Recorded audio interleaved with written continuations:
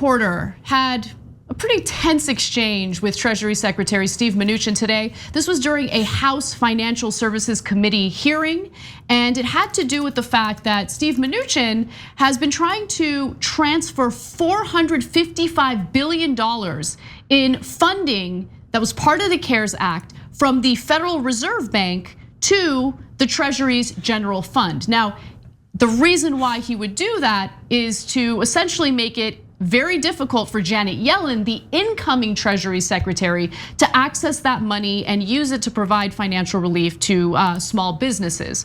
With that said, Katie Porter did have some pretty serious questions for Steven Mnuchin about his actions. Let's hear how that went down. I'm reading aloud now from section 4027 of the CARES Act.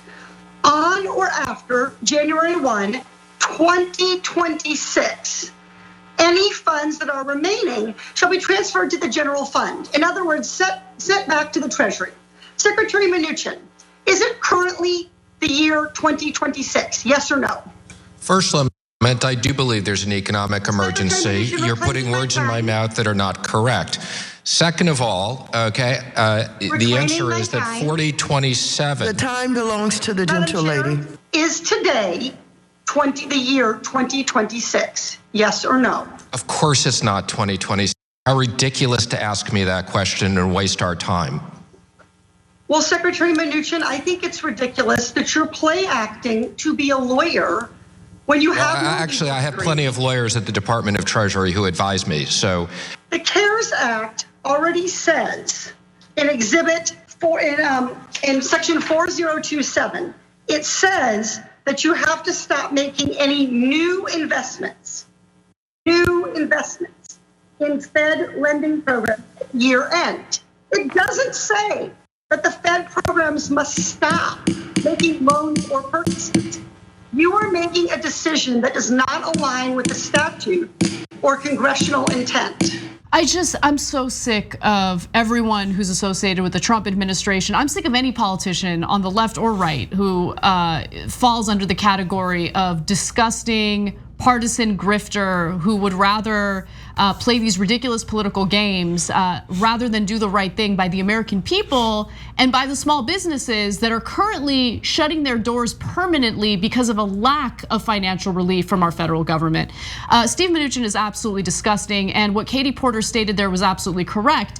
The Treasury Secretary would have the ability to transfer that money from the Federal Reserve Bank over to the Treasury Department's general fund, but they can only do that in January of 2026, which is why she opened her line of questioning with the question that Steven Mnuchin seems to think is ridiculous, but is very relevant to this conversation. So it is not 2026, and that money should not be transferred over to the Treasury's general fund, which would make it difficult for Janet Yellen to access it for COVID relief purposes. John. Yeah, and look, I will start off with the shallowest part of this.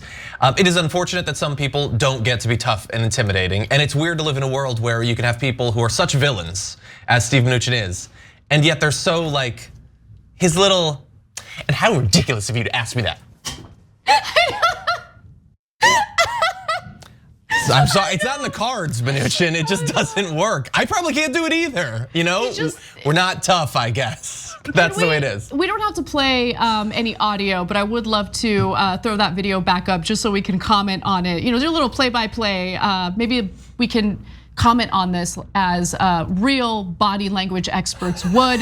Maybe Joy Reid will hire us as a contributor for one of our MSNBC segments on body language. But anyway, look, Katie Porter always knows exactly the right questions to ask during these hearings.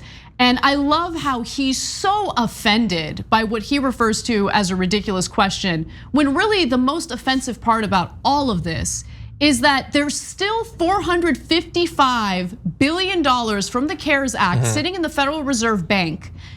It's being unused at the moment. More than 100,000 small businesses have completely shut their doors, like they're done permanently. There it is, watch. It's a ridiculous question. Wait, did we pass it already? I don't know. I don't like to look at him. My eyes unfocus when he's in frame. He is an unpleasant person all around. Just everything about him, especially when you look into his record and you see how he under his leadership, One West Bank had committed fraudulent acts in order to unfairly foreclose on people's homes during the economic collapse. He's just the worst of the worst. Yeah, and he's really frustrated there because she's pointing out how what he's doing obviously is not within the letter of the law. And he's more sort of meta frustrated by the fact that he thought he'd have 4 more years to divert that money to his friends, to himself, to whoever. And now the timeline is rapidly closing on that. But the amount is just amazing. I honestly don't understand how they could have that much money left with all of the economic chaos that we've been through. And it's really amazing that we got a little tiny check each, like $1,200 or whatever. You get a little bit of unemployment insurance, which is about to end. And other than that, you've been on your own. And it was always insulting every step of the way, knowing that they almost immediately passed a gigantic multi-trillion-dollar like slush fund of money for corporations. But it's almost more insulting that they didn't even need it. Like, all that money's just been sitting there. You could have spent it in any fashion for regular working Americans and it would have made this year much more tolerable. But instead, it's just been sitting there. They didn't need it even for the corporations in the end.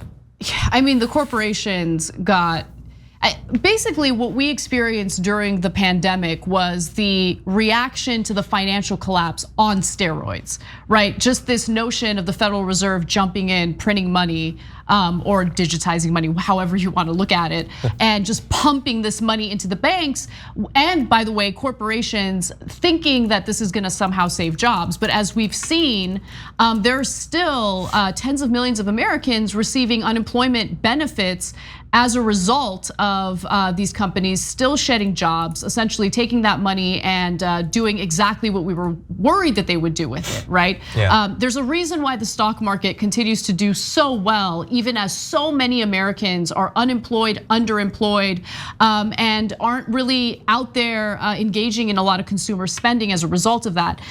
So one thing that I do want to give you guys an update on is where Congress is when it comes to the next round of stimulus. As we shared with you yesterday, there was the solution from the Problem Solvers Caucus, around $900 billion stimulus bill, far less than what House Democrats had voted in favor of, which was over $2 trillion in another round of stimulus.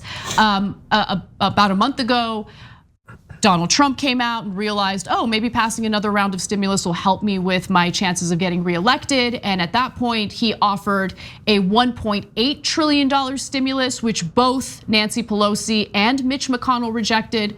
Well, the update today is that Chuck Schumer and Nancy Pelosi have said that they want to accept the $900 billion stimulus package that's been proposed by moderates in Congress, in the Senate to be specific. And it's just so infuriating because I was willing to give Nancy Pelosi the benefit of the doubt when she was playing hardball with the Trump proposal. Remember, she rejected that as well. Because I thought, okay, well, there's that whole liability issue involved where corporations, based on how Republicans want the bill written, corporations wouldn't have to worry about any liability if they're not doing what's necessary to keep their employees safe during the pandemic. And so I was like, oh, maybe she's being principled here. How naive, how stupid. I was so stupid. No, it was 100% about hurting Trump's chances of getting reelected. Because now she's like, oh, this $908 billion bill, which by the way, offers that liability protection for corporations, does not offer a COVID relief check, the $1,200 check that most Americans received, and offers far less in unemployment insurance. I'll go ahead and vote for that. Yeah, we're urging Republicans to accept that. Mitch McConnell has rejected it. He's like, I'm not gonna vote in favor. I'm not gonna bring it to Congress or to the Senate for a floor vote. He is unwilling to accept anything above $500 billion. And of course, he wants to prioritize more relief to corporations as opposed to average Americans who are really suffering right now. Well, to be fair, he also wants the corporations to not be able to be sued, which is cool. A lot of people have been asking for that for literally months. And he wants to extend the unemployment benefits for 1 month, which is fine because the pandemic will be gone by then. And harsher requirements to get it because of fraud, after all, lots of fraud. And also will provide businesses 100% tax exemptions for meals that they claim. What does that have to do with this? I don't know, maybe it'll be in the bill, I don't know. But it really is something. He just won re-election. You gotta kind of give it to him. He gambled that he could do nothing as tens of thousands of Americans died all around the country, and he was proven right. Yeah. And what's Pelosi doing? Yeah. But by the way, can I also mention one other thing?